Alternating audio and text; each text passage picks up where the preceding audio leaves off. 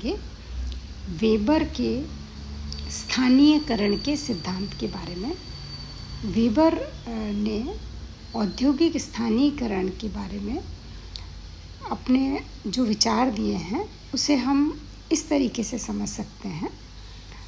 Weber ने औद्योगिक स्थानीयकरण के कुछ कारण बताए हैं और उन कारणों को उन्होंने दो भागों में बांटा है, एक तो प्रमुख कारण और एक सहायक कारण। प्रमुख कारण की अगर हम बात करते हैं तो वेबर का मानना है कि किसी भी उद्योग में उत्पादन की लागत विभिन्न क्षेत्रों में क्या होती है, भिन्न भिन्न होती हैं और यही लागत निर्धारित करती हैं कि स्थानीयकरण किस क्षेत्र में होगा। वेबर यहाँ दो तरीके की लागतों की बात करते हैं, पहला परिवहन लागत और दूसरा श्रम लागत। अर्थात परिवहन लागत यानी उत्पादन के लिए वस्तुओं को, कच्चे माल को या तैयार वस्तुओं को बाज़ार तक पहुंचाने की जो भी लागत वहन की जाती है उसे परिवहन लागत कहा जाता है। और श्रम लागत अर्थात उत्पादन की प्रक्रिया में श्रम पर जो भी व्यय किया जाता है वो क्या कहलाता है, श्रम लागत कहलाता है। परिवहन लागत किसी भी औद्योगिक इकाई में वह लागत है जो कच्ची सामग्री के लाने और निर्मित सामग्री के वितरण करने में प्रयुक्त की जाती हैं। इस प्रकार कोई भी उद्योग वहीं पर स्थापित होता है जहां कच्चा माल कारखाने तक लाने और निर्मित माल कारखाने से बाहर या बाजार तक ले जाने की लागत कम से कम आए। ऐसी स्थिति में जो परिवहन लागत है वो दो बातों द्वारा निर्धारित हो सकती हैं। एक तो परिवहन किया जाने वाला भार और दूसरा तय की जाने वाली दूरी। कच्चे माल के स्रोत और निर्मित माल के बाजार दोनों में से जो ज़्यादा प्रभाव डालता है उद्योग उसी के निकट स्थापित होता है। कच्चे माल को वेबर ने दो भागों में बांटा है, जिसे हम यहाँ परिवहन किए जाने वाला भार यानी जितना सामान या जितना वस्तु कारखाने तक कच्चे माल के रूप में लाई जानी है उसे सुलभ कच्चा माल या स्थानीय कच्चा माल के आधार पर कहा है। कुछ चीज़ें बाज़ार में सहजता से ही उपलब्ध हो जाती हैं, इसलिए औद्योगिक स्थानीयकरण का उस पर कोई प्रभाव नहीं होता। लेकिन जो स्थानीय कच्चा माल है यह कच्चा माल कुछ विशेष स्थानों पर ही पाया जाता है, जैसे कुछ विशेष स्थानों पर कुछ खनिज पदार्थ आसानी से उपलब्ध हो जाते हैं। तो ऐसी स्थिति में उस क्षेत्र में औद्योगिक स्थानीयकरण अनुकूल रूप से प्रभावित होगा। उद्योग हमेशा स्थानीय कच्चे माल के स्रोतों की तरफ आकर्षित होते हैं और स्थानीय कच्चा माल दो तरीके का हो सकता है, शुद्ध और सकल। शुद्ध कच्चे माल का मतलब है स्थानांतरण और निर्माण प्रक्रिया में भार नहीं खोने वाले का मतलब है कि कच्चा माल जितना भार का है या जितना है उतना ही जब वो फाइनल गुड्स में तैयार हो जाता है तब भी उसके भार में कोई विशेष अंतर नहीं आता। दूसरे शब्दों में हम ये समझ सकते हैं कि कच्चे व निर्मित माल का भार जहाँ लगभग एक जैसा ही रहता है उसे हम कह सकते हैं शुद्ध कच्चा माल। और यदि जैसे मान लीजिए इसमें उदाहरण आप ले सकते हैं रेशम, ऊन, रुई।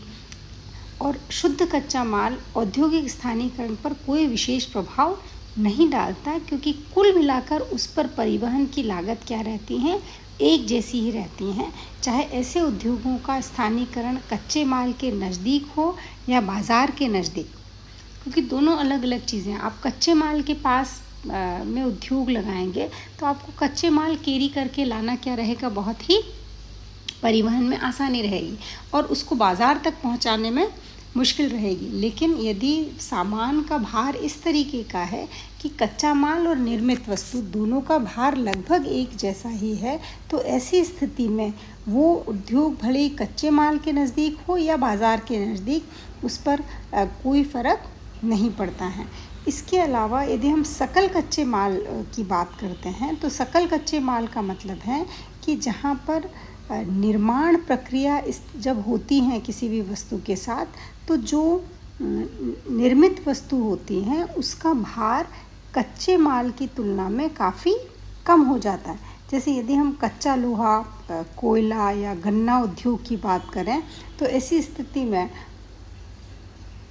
फाइनल जो वस्तु तैयार होती है उसका भार कम होता है। तो ऐसे उद्योगों को कच्चे माल की उपलब्धता जहाँ पर है वहाँ पर लगाया जाता है, तो उसे लाभ प्राप्त होते हैं, या उसे वहाँ उसका स्थानीकरण जहाँ कच्चा माल उपलब्ध है वहाँ पर होता है। अब हम बात करेंगे कुछ सहायक कारणों की जिसके कारण औद्योगिक स्थानीकरण होता है, और उसमें जो दो प्रमुख कारण वेबर ने बताए हैं वो है केंद्रीकरण और विकेंद्रीकरण के घटक। केंद्रीकरण के घटक का मतलब है जहाँ बैंकिंग, बीमा और विपणन सेवाओं की उपलब्धता है, ये सब सुविधाएं उपलब्ध हैं और बाहरी बचत प्राप्त करने की संभावनाएं उद्योग को एक विशेष क्षेत्र में केंद्रित करती हैं, और इस प्रकार उनमें केंद्रीकरण की प्रवृत्ति पाई जाती हैं। और इसके अलावा जो विकेंद्रीकरण करने वाले घटक हैं, विकेंद्रीकरण करने वाले घटक का मतलब है कि इन कारणों से जब कोई भी उद्योग में औद्योगिक स्थानीकरण होता है तो वहाँ पर भूमि के मूल्य क्या होते हैं, बढ़ जाते हैं, स्थानीय करों में वृद्धि होती है, और औद्योगिक स्थानीकरण के कारण जब भूमि की कीमत और करों में वृद्धि होती है तो ऐसे में मजदूरी, निवास स्थान पर जो रेंट हैं वो, और स्थानीय परिवहन, इन सब में भी क्या होती है, बढ़ोतरी होती है, जिससे उत्पादन की लागत क्या होने लगती हैं, बढ़ने लगती हैं।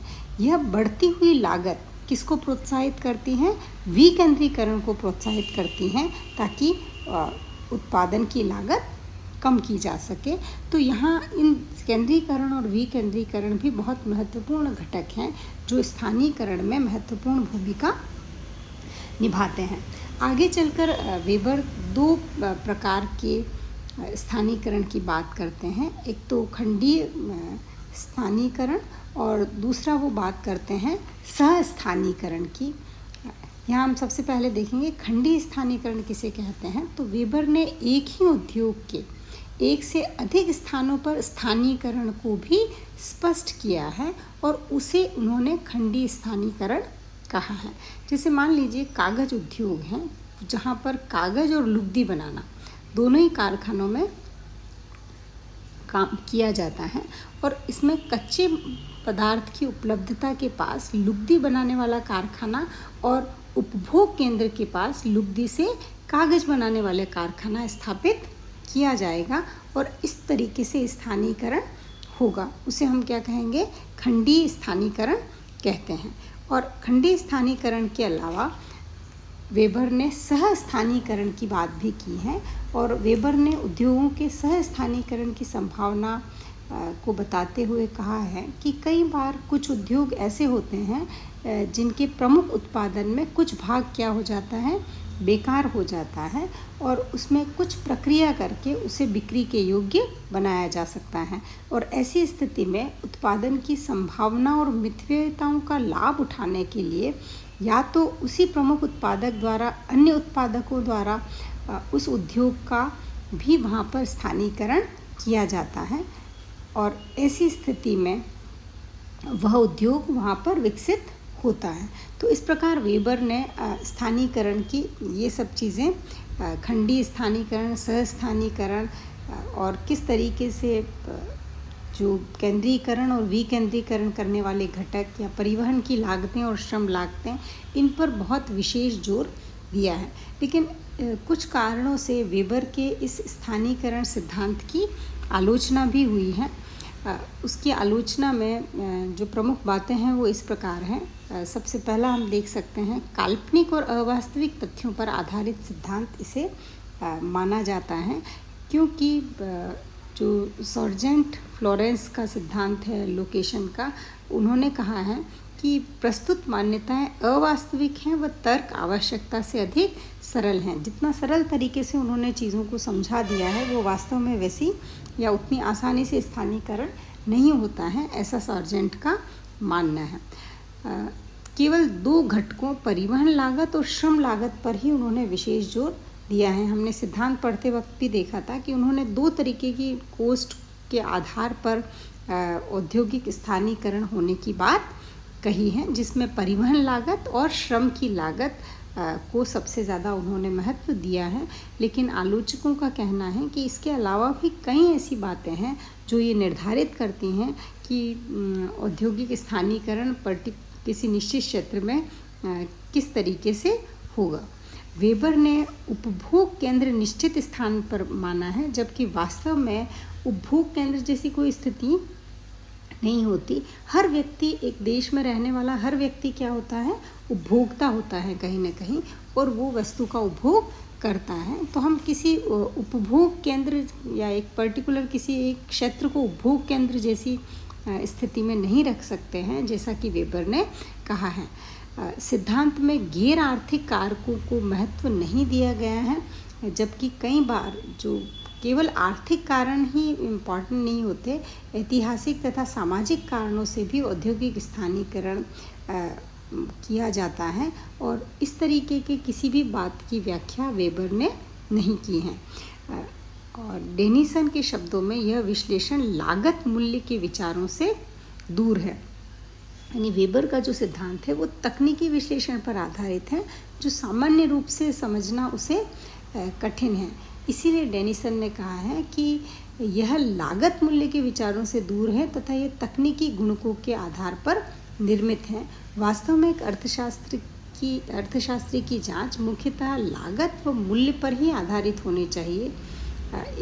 इसलिए इस सिद्धांत की भी आलोचना की गई है।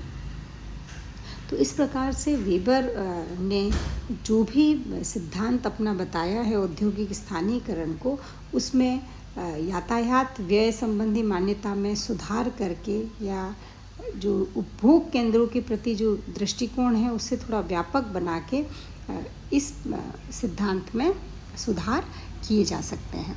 Thank you.